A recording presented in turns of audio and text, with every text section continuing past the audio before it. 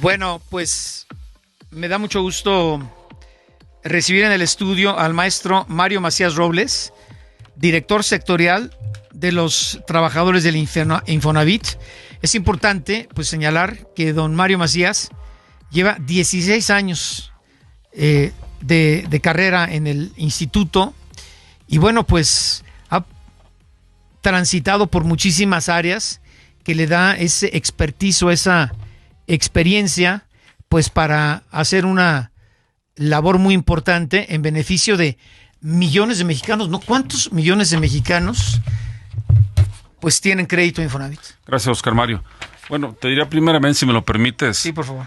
que hay una derechohabiencia total en el Infonavit de alrededor de 76 millones de derechohabientes, de los cuales alrededor de 24 y medio en este momento tiene una relación vigente de trabajo con los que están aportando. Que están pagando su casa. Que están pagando, no, Bueno. que son derechohabientes con una relación de trabajo vigente, que están aportando, que están ahorrando.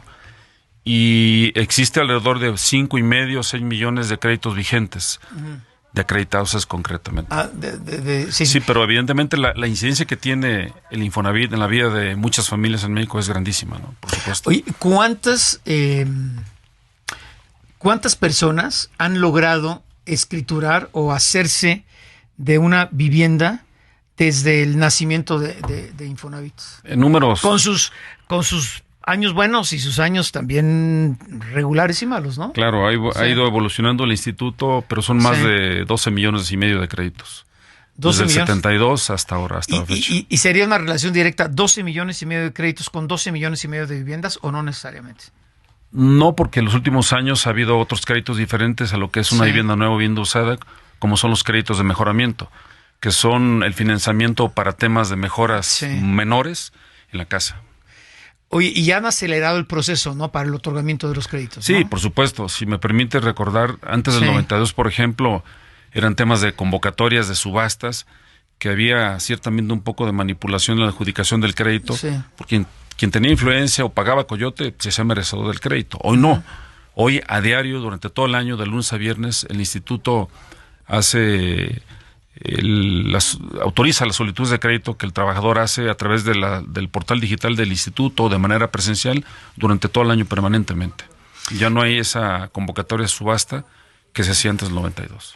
Oye, tú que conoces también el Infonavit y además sabemos que te has ganado el respeto de directivos y empleados por esa labor pues tan transparente que has hecho durante tantos años. Si le puedes recordar al auditorio cómo nace Infonavit y después un punto de inflexión muy importante cuando en 1992, me recordarás la fecha, dejan de construir. Hay un giro muy importante de 180 grados que también me gustaría resumirlas para el auditorio.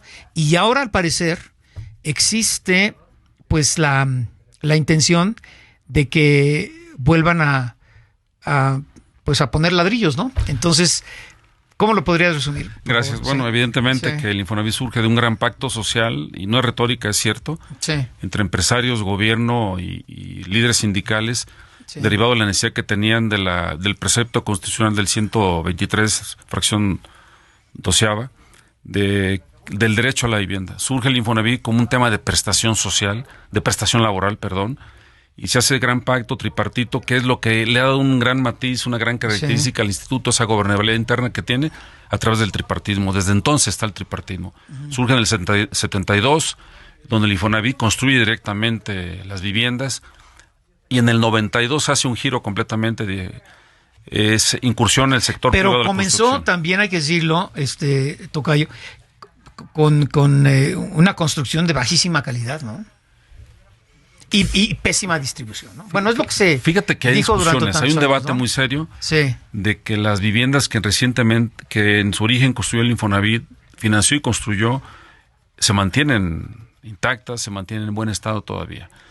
Creo yo que el exceso vino después de los 90s, alrededor de los 90s, 91, con los excesos que hubo precisamente con el tema de la construcción, y que se tomó la decisión en ese momento de que se hiciera abierto el mercado y se incorporaran el sector privado.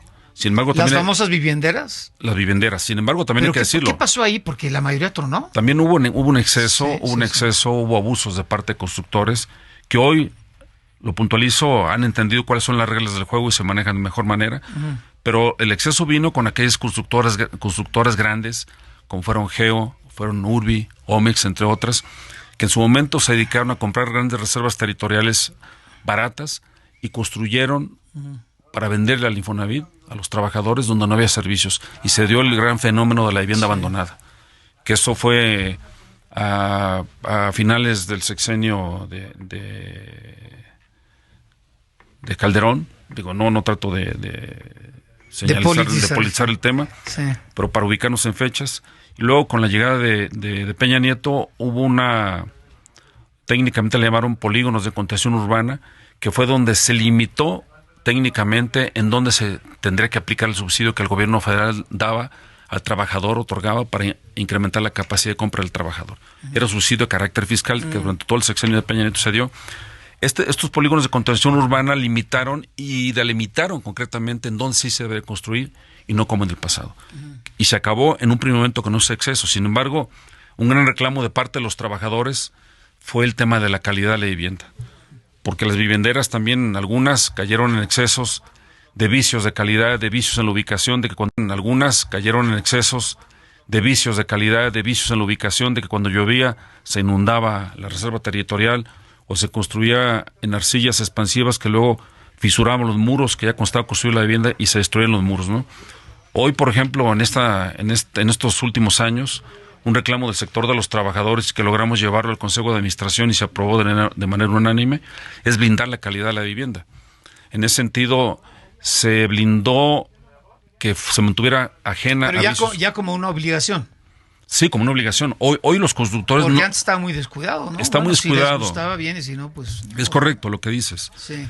Es lo que dices, se le dio prioridad a masificar la producción de vivienda sin importar la calidad de la misma y menos... como negocio para el constructor, menos el patrimonio más, ¿no? Sí. y la comodidad de las familias trabajadoras. Es correcto. Ahora han puesto mucha atención en brindar una vivienda de calidad y con buenos servicios, ¿no? Sí, es correcto, porque hoy, por ejemplo, no se permite construir para vender a los constructores privados si no tiene el equipamiento urbano suficiente y si la reserva territorial no es la idónea, que no tenga vicios ocultos. Ya está blindado ese tema. Sí. Sin embargo, hoy la discusión que sigue es el tamaño, la superficie de la vivienda y cuál es el Infonavit que realmente quieren los trabajadores, ¿no? Sí. Ahora, después de ese punto de inflexión de 1992, cuando dejan de construir y explicas lo que sigue, al parecer existe la intención de que vuelvan a hacerlo. ¿Bajo qué esquema? ¿Qué esquema? Ajá. Hay una iniciativa de reforma a la Constitución que el señor presidente de la República actual propuso, sin embargo, no se ha discutido en la Cámara de Diputados, que fue la Cámara de origen. Para el sector de los trabajadores no vemos mal que se pueda iniciar otra vez esta faceta de construcción de parte del instituto, porque lo hemos dicho, que incluso aún sin la reforma constitucional, el Infonavit legalmente está habilitado para poder construir. Sigue vigente la famosa línea 1, que en el artículo 42, fracción primera de la ley orgánica la contempla todavía. Sin embargo, creo yo que esta faceta del Infonavit constructor tiene que ser con reglas muy claras, con un modelo de riesgos que implique una tasa de retorno favorable para las finanzas del propio instituto y que no sea lesiva para los trabajadores ni para el patrimonio del Infonavit. Bueno, ¿en qué etapa están? Y me gustaría que regresaras, tocayo, don Mario Macías Robles, director sectorial de Infonavit, pues a platicar sobre el futuro, ¿no? Sí. ¿Cómo se definen ustedes? Iba a decir, pregúntalo. ¿Cómo se define ustedes? No son una constructora, son ¿cómo se definen? Bueno, en primer lugar, el Infonavit, hay que decirlo claramente, no es parte del gobierno. Sí. ¿Es una hipotecaria o cómo? Es una hipotecaria de carácter social. Es una hipotecaria social. Una hipotecaria social. Que si bien es cierto, estamos regulados por la Comisión Bancaria, una financiera con carácter y sentido social que no lo debe perder, porque es cierto que estamos regulados como un banco. Hipotecaria, ¿no? Por la Comisión Nacional Bancaria, sujeto a esa normativa, a esa regulación, pero también debe tener un sentido social de no especular, de no lucrar con el interés de los trabajadores. Ajá. Hoy el Infonavit tiene un potencial financiero muy grande, déjame comentarte. Sí. El Infonavit tiene un patrimonio de alrededor de 7 billones de pesos el patrimonio total, que está incluido, por supuesto, 1.9 billones, el patrimonio total, 1.9 billones, que es los fondos ahorrados individualizados de cada trabajador, de estos 76 millones que te comento. Luego tiene una masa líquida alrededor de 700,000 millones de pesos que ha acumulado y que sirve para darle rendimientos a su cuenta de vivienda, que es el otro mandato que tiene el Infonavit. Uno, el de financiar y brindar una solución hipotecaria, el otro, el de rendimiento a su cuenta. Hoy, precisamente en esta coyuntura temporal en la que estamos, para el sector de los trabajadores, creemos que es de absoluta responsabilidad tener un papel más protagónico y propositivo y de manera muy responsable. Ya elaboramos un documento, una propuesta que hemos recabado, que hemos tomado el parecer de los liderazgos sindicales en todo el país, de todas las centrales sindicales, sin importar el credo o la nomenclatura, pero sobre todo los trabajadores en estos 6 años, y que hicimos llegar a la presidenta electa. Ahora, tenemos como 2 minutitos. Me gustaría invitarte, cuando tu agenda lo permita, para hablar ampliamente, porque pues por lo menos unos 25 minutitos, ¿no? Que es cada bloque que tenemos aquí. Pero dime, ¿qué esperan del nuevo gobierno de la doctora Claudia Sheinbaum? Tenemos unos 2 minutitos, tenemos que entrar a una mesa de análisis, pero dime, tocayo Mario Macías Robles, adelante. Pretendemos que sea escuchar la voz de los trabajadores completamente, y que tenga un papel protagónico en la próxima dirección general del instituto, concretamente. Y le hace exactamente cuál es la principal demanda y lo que crees que se les pueda brindar a tantos millones de mexicanos que merecen tener su propia vivienda, ¿no? Que no presumamos nada más el potencial financiero, la fortaleza financiera del instituto. Si no la ponemos al servicio de los trabajadores, no tiene sentido.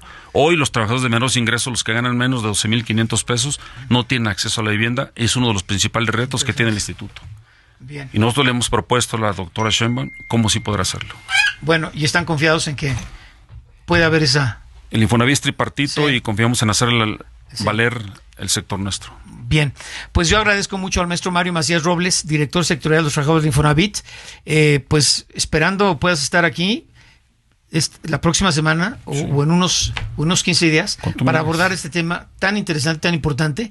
Y nos estaban pidiendo del auditorio también la cuenta de la Infonavit en las Afores, que pues hay algunos problemillas por ahí para hablar contigo, ¿no? Sí, adelante. Sí, bueno, adelante. Bien. Mario Macías Robles, director sectorial de los trabajadores del Infonavit. Yo aprecio muchísimo tu presencia aquí en el estudio del Heraldo Radio. Al contrario, tocayo, un gusto. Gracias.